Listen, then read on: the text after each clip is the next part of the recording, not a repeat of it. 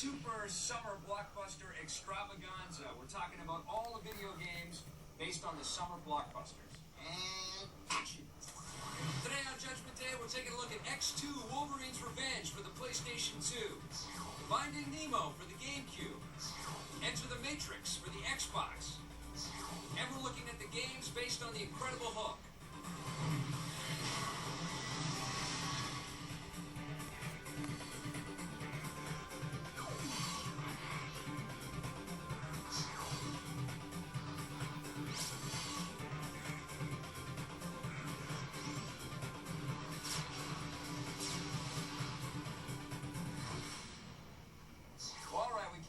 Summer blockbusters without talking about the enormous movie game integrated project called Enter the Matrix. This one's from Atari and it's developed by Shiny Entertainment. We're talking about it on the Xbox, but it's also available for the PlayStation 2, GameCube, and PC. What'd you think of this one?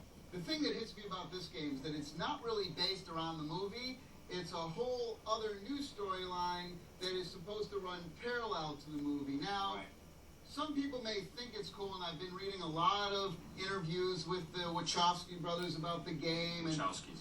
And them too. I don't buy it. I'm sorry. I think it's a lame excuse for not being able to play Trinity or Neo or Morpheus. Lame excuse. You don't play the Spider-Man game and play Mary Jane, okay? I was disappointed. I have to be fair and square here. I was disappointed by the fact that you couldn't be Neo and that you weren't able to sort of take on the role of the main characters. But it's cool that the Wachowskis took a part in the development of this game. I mean, they actually sat down and designed the story and worked with the game designers to make sure that their story was told through the game. They saw that video games have as much merit for storytelling as the movies do. Unfortunately, the game is littered with so many problems and you know, disappointing elements. It doesn't live up to the expectation at all. I think this is what happens when movie people try to write a video game. I mean, leave it to the game designer. Even the cut sequences with the filmed bits that the Wachowski brothers actually put together for the game, some of those come off a little bit cheesy. Captains. Captain Niobe, my crew and I appreciate what you did for us back there. How is he? He's alive. Happy to be alive. Let's keep going, because you know Morpheus is not going to show until after we get started. I agree. I don't like us all being in the same place for too long. Why don't you tell us what this is all about, Niobe? The machines are digging. I didn't go to the Matrix for the dinner scenes. For the dialogue, all right? I got you. I went there to see action stuff. I thought they really did a poor job with the driving scenes. The running animation. Yeah. It's a little berserk, isn't it? What is that? Well, how about the climbing up the ladders? How does that go?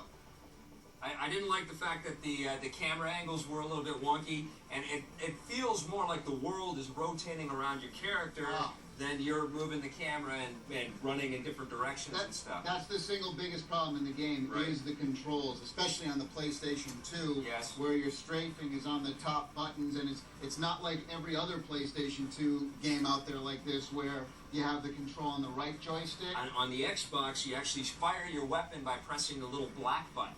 And that little tiny black button is just not something that you need to use, especially when you need to shoot as much as you have to in the game. Now, the actual moves and motion captures in the game, aside from the asinine running and climbing the ladder animations, the actual fight sequences. This is what saves this game. This is what makes the game enjoyable. The fighting, the hand-to-hand sort of combat stuff that you get to do, the gunfire stuff. At any point, you can go into bullet time mode and kind of run up the wall and go into slow-mo, and the sound slows down. Awesome. It gets really cool, and you can flip off walls and pick up guns and do somersaults. And you know what I liked in the game was the hacking system, which I thought was unique, where you have to actually know a little bit about DOS. They're smart game designers at Shiny. They've been doing this for years and years. They know what makes a good game.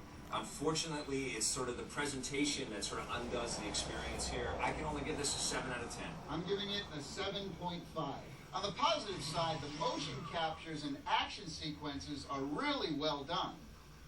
We love the hacking you can do in the game, but even more so, we love the bullet time slow-mo mode. On the negative side, the animations are kind of flaky, especially running up ladders. Major control issues, way too complicated for an action game like this. And probably one of the most major complaints is the fact that even though it is a parallel story, playing Ghost or Niobe just isn't as fun as Neo or Morpheus. Alright, let's switch now from the dark sort of action world of The Matrix, and we're going to head over to the colorful underwater scenes of Finding Nemo. This is from THQ for the GameCube, but it's also available for PlayStation 2 and Xbox.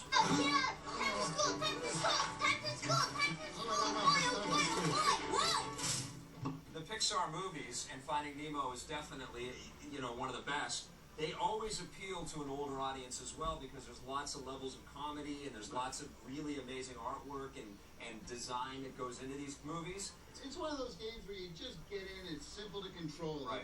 You're not doing the same thing over and over again, you got these little different missions. Sometimes you're following fish, sometimes you're in a race, Right. Other times you're bouncing on sponges and things. They've done some interesting things with the perspectives on the game. It's more of a 2D game than anything else, a 2D with 3D objects all over the place. But there are places in the game where you're swimming into the world or swimming towards the screen or towards the audience this way. There are some places where it does feel like an Echo of the Dolphin style 3D kind of explore type game. Right. But there are also lots of little puzzle challenges, and you'll find that the fish have to grab little colored rocks and drop them onto Right. appropriate little puzzle pads, or give a pearl to a clam or something like that. The lighting is cool. The lighting you can see is really the nice. surface comes Yes. through and it lights up the coral. You don't get all of the actor voices from the film in the game voices, but they sound They close sound enough. pretty similar. See, I suffer from short-term memory loss. Short-term memory loss. I don't believe this. No, it's true. I forget things almost instantly. It runs in my family. Well, I mean, at least I think it does. Where are they?